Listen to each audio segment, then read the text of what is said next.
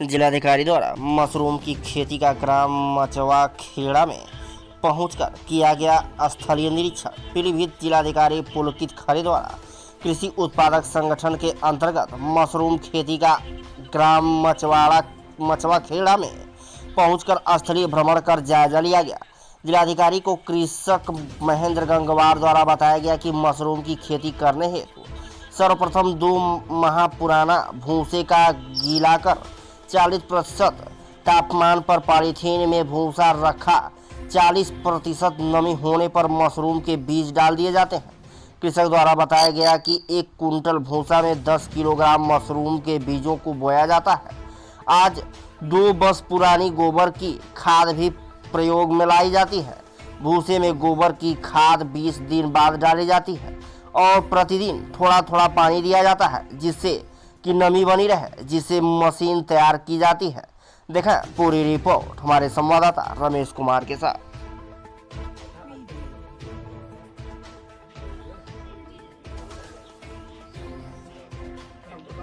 मतलब इसको तुम ये सपोज करो ये ठीक है या ये इसको पकड़ा और ऐसे घुमा के तोड़ लिया।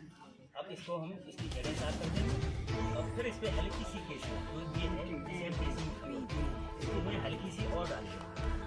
हाँ छिड़क दिया थोड़ा सा। तो कैसे करके ये खेती आप करते हैं और लगभग क्या फ़ायदा और नुकसान है इसमें सर एक तो सबसे बड़ी बात ये है, फ़ायदा तो है ही और कम जगह में ज़्यादा हम लोग उत्पादन ले लेते हैं। और एक 30 बाई 30 से अगर हम प्रोडक्शन चालू करते हैं, 30 बाई 30 का मतलब है 30 फीट चौड़ा 30 फीट लंबा, ठीक है। तो उसमें कम से कम कुछ नहीं तो 1.5 लाख तक का हम 2.5 से 3 महीने में मशरूम निकाल लेते हैं।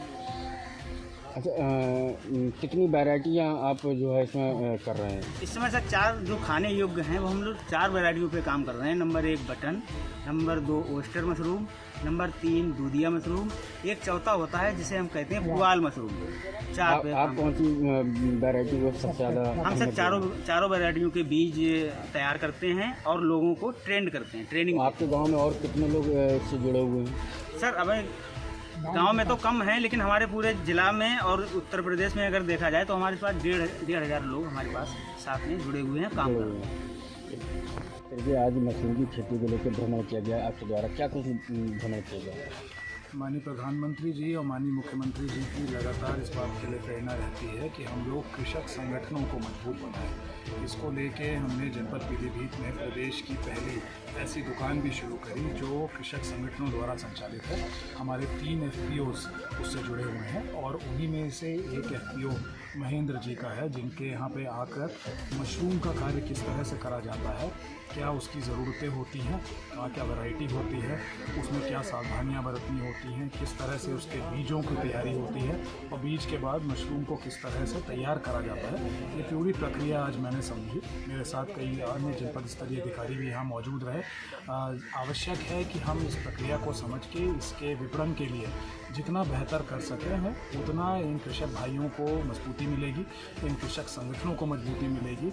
और अगर किसान खुशहाल होगा तभी हमारा देश भी आगे खुशहाल हो सकता है और उन्नति कर सकता है। यही सोच है कि आज मैंने आके यहाँ पे पूरा प्रक्रिया समझी और आगे भी मशरूम की ही खेती को जनपद में बढ़ाने के लिए जो भी संभव होगा, जो भी मदद होगी सरकार की तरफ से, प्रशासन की तरफ से, वो पूरी कराई जाएगी। क्या सर कुछ फ़ायदे हैं, नुकसान हैं मशरूम की खेती को लेकर? अभी जैसे महेंद्र जी जो यहाँ पे FPO से भी जुड़े हुए हैं, FPO का संचालन करते हैं और पिछले कई सालों से उनके पिताजी भी मशरूम की ट्रेनिंग ले चुके हैं और कर रहे हैं। उनके द्वारा पता चला कि उसी सीमित क्षेत्रफल में अगर आप अन्य कोई फसल करते हैं तो उससे कई गुना ज़्यादा आपको मशरूम की खेती करने से या उपज से आपको आमदनी हो सकती है। तो लगातार जोर माननीय प्रधानमंत्री जी का होता है कि हम किसान की आमदनी कैसे बढ़ाएं।